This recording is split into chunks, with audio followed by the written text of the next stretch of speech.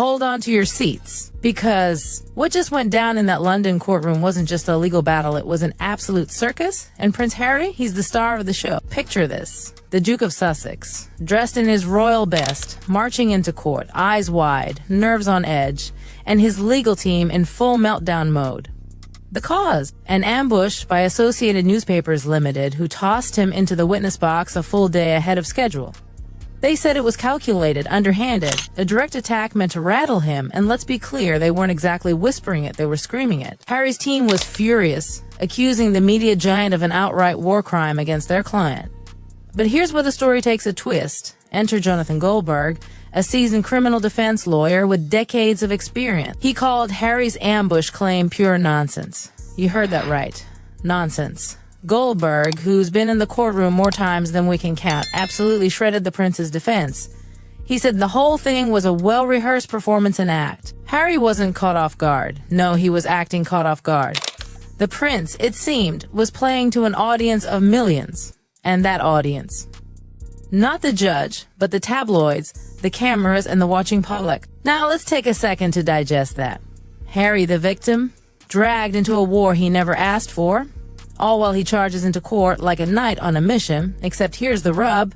This was no surprise attack. This was as planned as the royal wedding. Harry's team wasn't caught off guard. They knew the schedule. They knew the courtroom dynamics. They just needed the optics, the sympathy. But if you ask Goldberg, this wasn't a legal battle, it was a performance in front of the biggest audience in history. As Harry stepped into that witness box, he didn't just stand there, silently waiting to be questioned. Oh no, he interrupted, he argued, he fought. The man wanted to be seen as a victim, but instead he came off as a combative, angry prince, deflecting every question that came his way. His defense, riddled with emotion, teeming with frustration, and full of one-liner that seemed more suited to a press conference than a courtroom. One observer even said Harry acted more like the prosecutor than the defendant. Now, imagine this: a royal prince in front of a judge, being repeatedly told to stop fighting and answer the question. That's right, Harry the Prince wasn't answering. He was sparring, trying to score points against the other side, even as the judge tried to reel him back in. The courtroom became a battleground, not for the truth, but for emotional one-upmanship. Was he there to answer questions or to put on a show? Harry couldn't seem to decide. The press ate it up, of course, capturing every heated exchange, every dramatic pause, every quiver of emotion. They all wondered, is this real? Or is this the act of a man fighting a war he can never truly win? But here's the kicker, the entire case is about privacy. Privacy, you say? Well, let's take a moment to talk about that. What's the true nature of privacy when your every move is watched by the world? When every tear shed in the courtroom is captured by dozens of cameras? When Harry himself has sold stories about his life for millions? Is his privacy a sacred thing or just another asset to be protected when convenient? The prince's fight against the media, against the world, it turns out, may be more about revenge than about seeking justice. The courtroom, however, wasn't the only place where Harry's emotions ran wild. As the case raged on, Harry did something completely unexpected. He broke down. And when I say broke down, I mean tears, genuine or not, sobbing. But hold on, let's think about this for a second. His tears weren't for the articles in question. Oh no, they weren't for the years of media scrutiny. No, his tears were for Meghan. Let that sink in. The articles Harry is suing over, they were published before Meghan Markle even entered his life. Yet, when the questions turned tough, Harry could barely hold it together, the tears welling up in his eyes as he spoke about his wife. Here's the twist: Meghan wasn't even part of the case. These articles had nothing to do with her. So why, in the middle of a privacy lawsuit about events from 2015, was Harry so overcome with emotion? The timing was too perfect, too convenient. According to Jonathan Goldberg, these emotional breakdowns planned. Oh yes, Harry's legal team, in all their brilliance, would have prepared him for this. They would have coached him on how to answer questions, on what to do when things got tough, and when to let the tears flow. It's textbook courtroom strategy. Emotional displays? They soften the audience, make people feel sorry for you, make them believe in your cause. But here's the thing, the only audience that matters is the judge. And the judge, he wasn't buying it. But let's talk about what really hurt Harry in that courtroom, his behavior. The prince was supposed to be the victim, but the more he interrupted, argued, and avoided direct answers, the more he looked like the villain. His conduct was a mess. It screamed entitlement, anger, and an overblown sense of self-importance. No one was fooled. Certainly not Jonathan Goldberg. Harry wasn't unprepared, he was playing a part. And that, my friends, is what has everyone talking. Now let's dive deeper, because trust me, things are about to get even more explosive. As the courtroom drama unfolded, the prince's case started to unravel in ways nobody expected. Sure, the emotional tears had made headlines, but the real questions were lurking beneath the surface. Let's talk about the real stakes here, the 6-year statute of limitations. This is the ticking time bomb of Harry's entire case, and no one is talking about it nearly enough. Harry's legal team has been battling against the clock since the very beginning. Here's how it works. Under British law, you have 6 years to bring a lawsuit about privacy violations. After that, it's too late. The entire case collapses. The twist? There are whispers, no, shouts that Harry might have waited too long. The articles he's suing over, they were published well over 6 years ago. The timeline isn't looking good for him, and that's a major blow to his credibility. You see, if Harry knew or should have known about his case earlier, then the entire lawsuit could be tossed out on a technicality, not because of the facts, not because the articles weren't invasive, but because Harry was too slow to act. This is the dirty underbelly of high-stakes litigation, and Harry is caught right in the middle of it.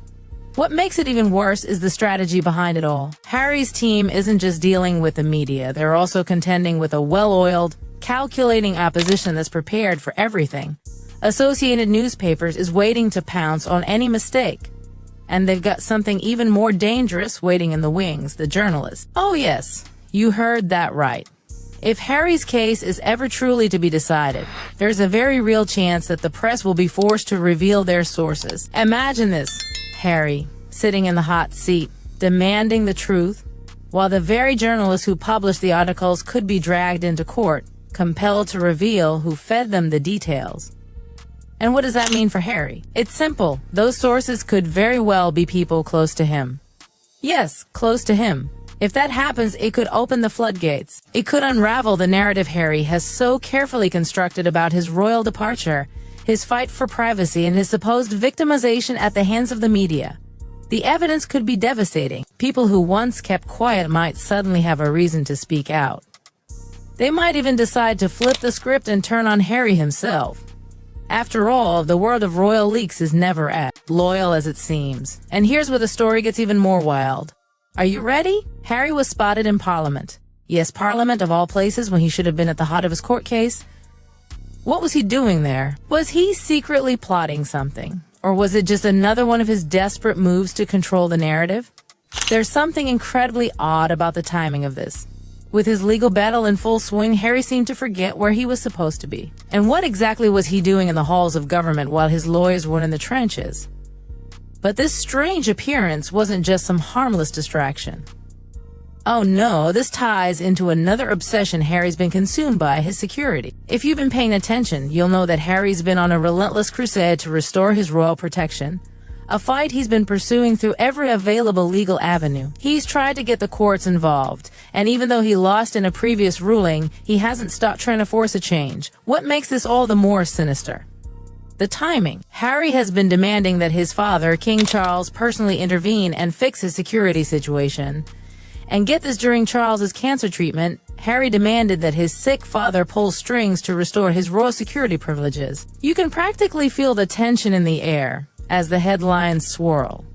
The family dynamic, already on the rocks, now faces a public humiliation of epic proportions. But wait, it gets worse. You see, critics are quick to point out the disconnect in Harry's demands. He's a prince, right? A man who's lived a life of unimaginable luxury. A man who has access to the finest resources, including private security firms. Yet, here he is, demanding taxpayer-funded protection like some regular citizen. Doesn't that strike you as, I don't know, a little out of touch? Jonathan Goldberg didn't mince words. He hit the nail on the head when he pointed out that Harry has never worked a day in his life. He's been pampered by privilege and royal connections. And yet, he lectures the world about empathy, about service, about caring for the less fortunate. It's the ultimate hypocrisy, wrapped up in a shiny, tear-streaked package. Harry wants the world to believe that he's fighting for the underdog, but his actions tell a completely different story. This isn't about privacy. This isn't about justice. This is about status, about being a prince in a world that no longer seems to care about the monarchy. The whole thing reeks of entitlement and a desperate need for recognition. And you know what's really ironic? The one thing Harry seems to want most, his family's acceptance, might just be slipping even further away with every stunt he pulls. Let's not forget his book, Spare. This memoir, full of scandalous revelations about his family, his private struggles, and his royal life, fetched him a cool $20 million. That's right, $20 million for exposing family secrets, for airing dirty laundry that no one asked to be aired. But here's the kicker. The prince has made it crystal clear that he wants privacy, his privacy. When it comes to everyone else's privacy, well, that's up for grabs. His hypocrisy couldn't be more glaring if he tried. And while he continues to demand privacy from the media, the world watches as he takes every opportunity to make headlines, to be seen, to be heard. There's a pattern forming here, one that reveals more about Harry than he might like. It's not about truth. It's not about justice. It's about winning. And the cost? His reputation, his family, and the very principles he claims to hold dear. Now, as the court case drags on, the real question lingers. Will Harry's crusade ever truly end? Will the prince, the self-proclaimed champion of the underdog, find redemption in the court of law? Or will his relentless battle for vindication destroy everything he's fought for? Stay tuned, because this story is far from over, and the shocking twists and turns are just getting started. What's next? Only time will tell, but I can guarantee one thing: it's going to be a bumpy ride.